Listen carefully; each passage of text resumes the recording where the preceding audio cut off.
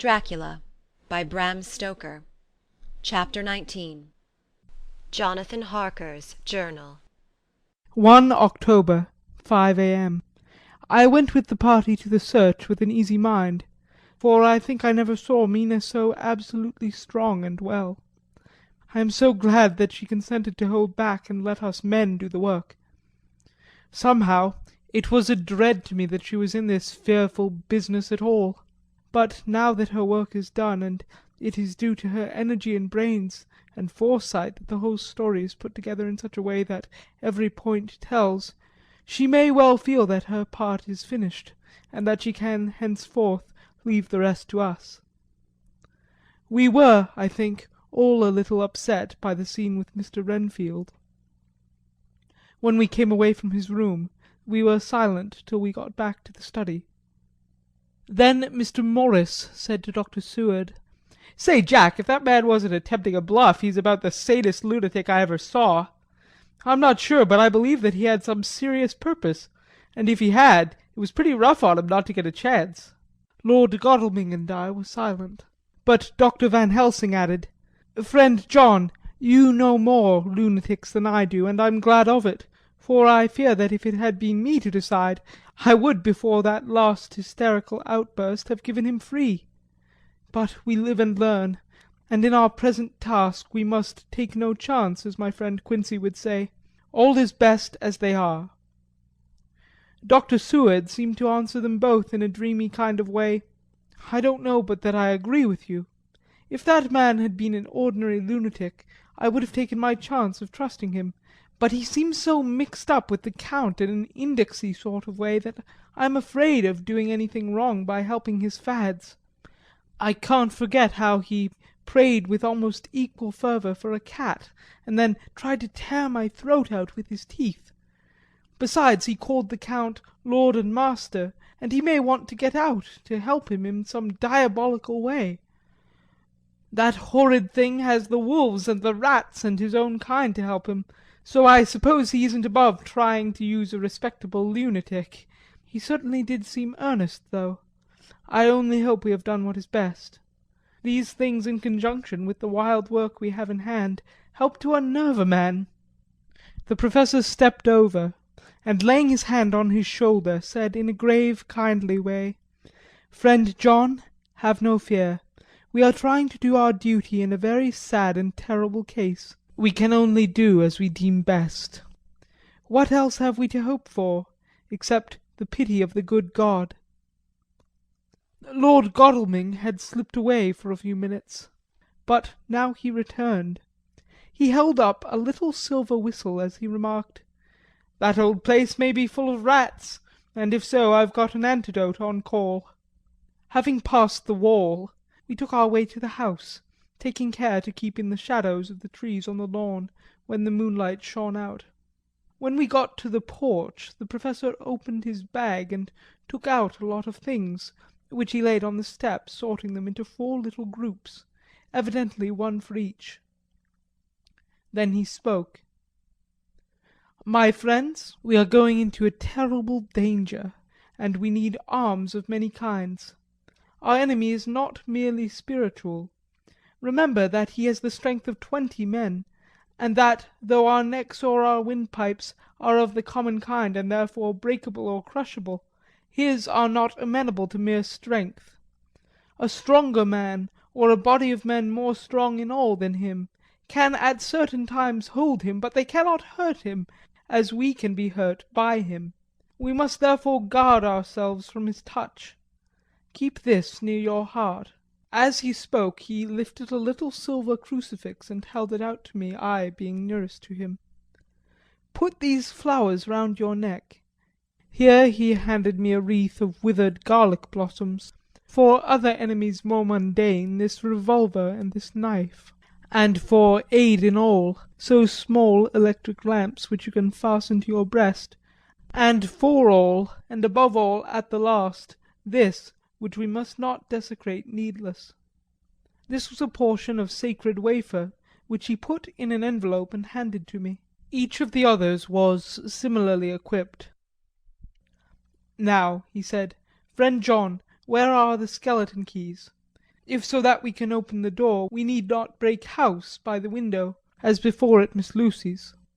Dr. Seward tried one or two skeleton keys, his mechanical dexterity as a surgeon standing him in good stead. Presently he got one to suit, after a little play back and forward the bolt yielded, and with a rusty clang shot back.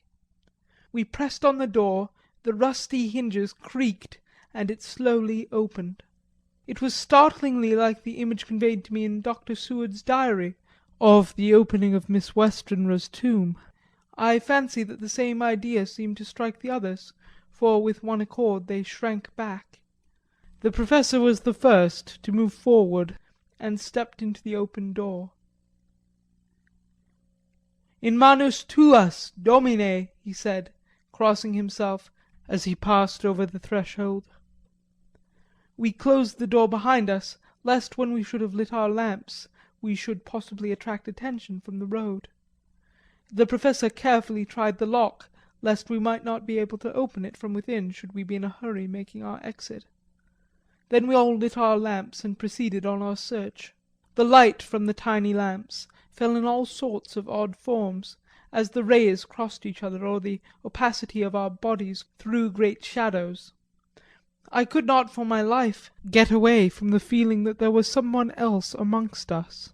I suppose it was the recollection, so powerfully brought home to me by the grim surroundings, of that terrible experience in Transylvania. I think the feeling was common to us all, for I noticed that the others kept looking over their shoulders at every sound and every shadow, just as I felt myself doing. The whole place was thick with dust. The floor was seemingly inches deep, except where there were recent footsteps, in which, on holding down my lamp, I could see marks of hobnails where the dust was cracked. The walls were fluffy and heavy with dust, and in the corners were masses of spiders' webs, whereon the dust had gathered, till they looked like old tattered rags as the weight had torn them partly down. On the table in the hall was a great bunch of keys, with a time-yellowed label on each. These had been used several times, for on the table were several similar rents in the blanket of dust, similar to that exposed when the Professor lifted them. He turned to me and said, "You know this place, Jonathan. You have copied maps of it, and you know it at least more than we do. Which is the way to the chapel?" I had an idea of its direction, though on my former visit I had not been able to get admission to it, so I led the way, and after a few wrong turnings found myself opposite a low arched oaken door, ribbed with iron bands. "This is the spot," said the Professor, as he turned his lamp on a small map of the house, copied from the file of my original correspondence regarding the purchase. With a little trouble we found the key on the bunch and opened the door. We were prepared for some unpleasantness, for as we were opening the door a faint malodorous air seemed to exhale through the gaps, but none of us ever expected such an odour as we encountered. None of the others had met the Count at all at close quarters, and when I had seen him he was either in the fasting stage of his existence in his rooms, or, when he was bloated with fresh blood, in a ruined building open to the air. But here the place was small and close, and the long disuse had made the air stagnant and foul. There was an earthy smell, as of some dry miasma, which came through the fouler air. But as to the odour itself, how shall I describe it? It was not alone that it was composed of all the ills of mortality, and with the pungent acrid smell of blood, but it seemed as though corruption had become itself corrupt. Faugh! It sickens me to think of it. Every breath exhaled by that monster seemed to have clung to the place and intensified its loathsomeness. Under ordinary circumstances such a stench would have brought our enterprise to an end, but this was no ordinary case, and the high and terrible purpose in which we were involved gave us a strength which rose above merely physical considerations. After the involuntary shrinking consequent on the first nauseous whiff, we one and all set about our work as though that loathsome place were a garden of roses. We made an accurate examination of the place, the Professor saying as we began, "The first thing is to see how many of the boxes are left. We must then examine every hole and corner and cranny, and see if we cannot get some clue as to what has become of the rest." A glance was sufficient to show how many remained, for the great earth chests were bulky, and there was no mistaking them. There were only 29 left out of the 50. Once I got a fright, for seeing Lord Godalming suddenly turn and look out of the vaulted door into the dark passage beyond, I looked too, and for an instant my heart stood still. Somewhere, looking out from the shadow, I seemed to see the high lights of the Count's evil face, the ridge of the nose, the red eyes, the red lips, the awful pallor. It was only for a moment, for, as Lord Godalming said, I thought I saw a face, but it was only the shadows, and resumed his inquiry, I turned my lamp in the direction and stepped into the passage. There was no sign of anyone, and as there were no corners, no doors, no aperture of any kind, but only the solid walls of the passage, there could be no hiding place even for him. I took it that fear had helped imagination and said nothing. A few minutes later I saw Morris step suddenly back from a corner which he was examining. We all followed his movements with our eyes, for undoubtedly some nervousness was growing on us, and we saw a whole mass of phosphorescence which twinkled like stars. We all instinctively drew back. The whole place was becoming alive with rats. For a moment or two we all stood appalled, all save Lord Godalming, who was seemingly prepared for such an emergency. Rushing over to the great iron-bound oaken door which Dr. Seward had described from the outside, and which I had seen myself, he turned the key in the lock, drew the huge bolts and swung the door open. Then, taking his little silver whistle from his pocket, he blew a low, shrill call. It was answered from behind Dr. Seward's house by the yelping of dogs, and after about a minute 3 terriers came dashing round the corner of the house. Unconsciously we had all moved towards the door, and as we moved I noticed that the dust had been much disturbed. The boxes which had been taken out had been brought this way, but even in the minute that had elapsed the number of the rats had vastly increased. They seemed to swarm over the place all at once, till the lamplight shining on their moving dark bodies and glittering baleful eyes made the place look like a bank of earth set with fireflies. The dogs dashed on, but at the threshold suddenly stopped and snarled, and then, simultaneously lifting their noses, began to howl in a most lugubrious fashion. The rats were multiplying in thousands, and we moved out. Lord Godalming lifted one of the dogs, and carrying him in, placed him on the floor. The instant his feet touched the ground he seemed to recover his courage, and rushed at his natural enemies. They fled before him so fast that, before he had shaken the life out of a score, the other dogs, who had by now been lifted in the same manner, had but small prey ere the whole mass had vanished. With their going it seemed as if some evil presence had departed, for the dogs frisked about and barked merrily as they made sudden darts at their prostrate foes, and turned them over and tossed them in the air with vicious shakes. We all seemed to find our spirits rise. Whether it was the purifying of the deadly atmosphere by the opening of the chapel door, or the relief which we experienced by finding ourselves in the open, I know not, but most certainly the shadow of dread seemed to slip from us like a robe, and the occasion of our coming lost something of its grim significance, though we did not slacken a whit in our resolution. We closed the outer door and barred and locked it, and, bringing the dogs with us, began our search of the house. We found nothing throughout except dust in extraordinary proportions, and all untouched save for my own footsteps when I had made my first visit. Never once did the dogs exhibit any symptom of uneasiness, and even when we returned to the chapel they frisked about as though they had been rabbit hunting in a summer wood. The morning was quickening in the east when we emerged from the front. Dr. Van Helsing had taken the key of the hall door from the bunch and locked the door in orthodox fashion, putting the key into his pocket when he had done. "So far," he said, "our night has been eminently successful.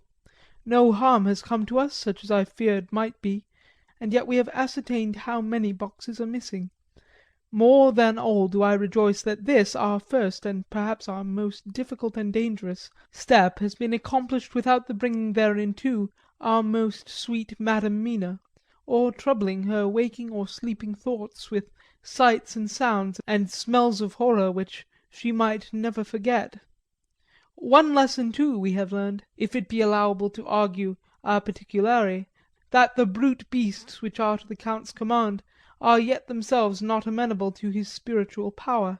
For look, these rats that would come to his call, just as from his castle top he summoned the wolves to your going and to that poor mother's cry, though they come to him they run pell-mell from the so little dogs of my friend Arthur.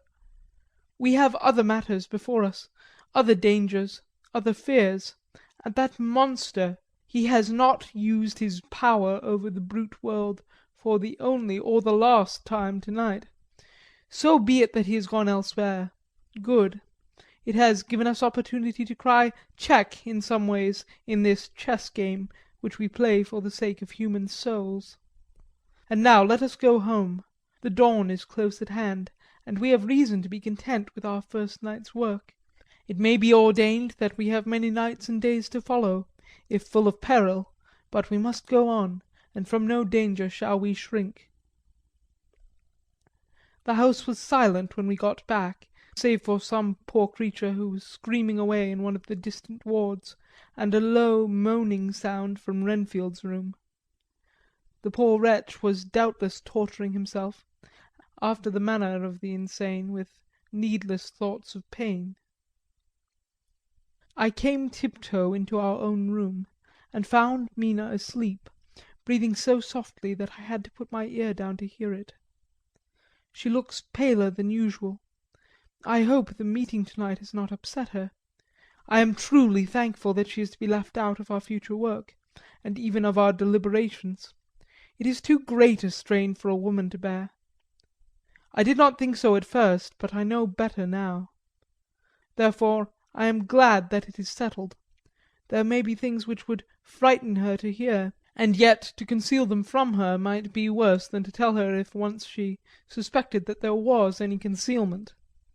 Henceforth our work is to be a sealed book to her, till at least such time as we can tell her that all is finished, and the earth free from a monster of the nether world. I dare say it will be difficult to keep silence after such confidence as ours, but I must be resolute, and tomorrow I shall keep dark over tonight's doings, and shall refuse to speak of anything that has happened. I rest on the sofa, so as not to disturb her. 1 October, later. I suppose it was natural that we should have all overslept ourselves, for the day was a busy one, and the night had no rest at all. Even Mina must have felt its exhaustion, for though I slept till the sun was high, I was awake before her, and had to call 2 or 3 times before she awoke. Indeed, she was so sound asleep that for a few seconds she did not recognise me, but looked at me with a sort of blank terror, as one looks who has been waked out of a bad dream. She complained a little of being tired, and I let her rest till later in the day. We now know of 21 boxes having been removed, and if it be that several were taken to any of these removals, we may be able to trace them all. Such will, of course, immensely simplify our labour, and the sooner the matter is attended to the better. I shall look up Thomas Snelling to-day. Dr. Seward's Diary. 1 October. It was towards noon when I was awakened by the Professor walking into my room. He was more jolly and cheerful than usual, and it is quite evident that last night's work has helped to take some of the brooding weight off his mind. After going over the adventure of the night, he suddenly said, "Your patient interests me much. May it be that with you I visit him this morning, or if that you are to occupy, I can go alone, if it may be. It is a new experience to me to find a lunatic who talk philosophy and reason so sound." I had some work to do which pressed, so I told him that if he would go alone I would be glad, as then I should not have to keep him waiting. So I called an attendant and gave him the necessary instructions. Before the professor left the room, I cautioned him against getting any false impression from my patient. "But," he answered, "I want him to talk of himself, and of his delusion as to consuming live things. He said to Madam Mina, as I see in your diary of yesterday, that he had once had such a belief. Why do you smile, friend John?" "Excuse me," I said, "but the answer is here." I laid my hand on the typewritten matter. When our sane and learned lunatic made that very statement of how he used to consume life, his mouth was actually nauseous with the flies and spiders which he had eaten just before Mrs. Harker entered the room. Van Helsing smiled in turn. "Good," he said. "Your memory is true, friend John. I should have remembered. And yet it is this very obliquity of thought and memory which makes mental disease such a fascinating study. Perhaps I may gain more knowledge out of the folly of this madman than I shall from the teaching of the most wise. Who knows?"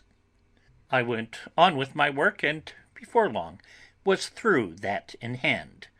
It seemed that the time had been very short indeed, but there was Van Helsing back in the study. "Do I interrupt?" he asked politely, as he stood at the door. "Not at all," I answered. "Come in. My work is finished, and I am free. I can go with you now, if you like." "It is needless. I have seen him." "Well?" "I fear that he does not appraise me at much. Our interview was short. When I entered his room he was sitting on a stool in the centre, with his elbows on his knees, and his face was the picture of sullen discontent. I spoke to him as cheerfully as I could, and with such a measure of respect as I could assume. He made no reply whatever. "Don't you know me?" I asked. His answer was not reassuring. "I know you well enough. You are the old fool Van Helsing. I wish you would take yourself and your idiotic brain theories somewhere else. Damn all thick-headed Dutchmen!" Not a word more would he say, but sat in his implacable sullenness, as indifferent to me as though I had not been in the room at all. Thus departed for this time my chance of much learning from this so clever lunatic, so I shall go, if I may, and cheer myself with a few happy words with that sweet soul, Madam Mina. Friend John, it does rejoice me unspeakable that she is no more to be pained, no more to be worried with our terrible things, though we shall much miss her help. It is better so." "I agree with you with all my heart," I answered earnestly, for I did not want him to weaken in this matter. "Mrs. Harker is better out of it. Things are quite bad enough for us, all men of the world, and who have been in many tight places in our time. But it is no place for a woman, and if she had remained in touch with the affair, it would in time infallibly have wrecked her." So Van Helsing was gone to confer with Mrs. Harker and Harker. Quincey and Art are all out following up the clues as to the earth boxes. I shall finish my round of work, and we shall meet tonight. Mina Harker's Journal. 1st October. It is strange to me to be kept in the dark as I am to-day, after Jonathan's full confidence for so many years, to see him manifestly avoid certain matters, and those the most vital of all. This morning I slept late after the fatigues of yesterday, and though Jonathan was late too, he was the earlier. He spoke to me before he went out, never more sweetly or tenderly, but he never mentioned a word of what had happened in the visit to the Count's house. And yet he must have known how terribly anxious I was. Poor dear fellow! I suppose it must have distressed him even more than it did me. They all agreed that it was best that I should not be drawn further into this awful work, and I acquiesced. But to think that he keeps anything from me!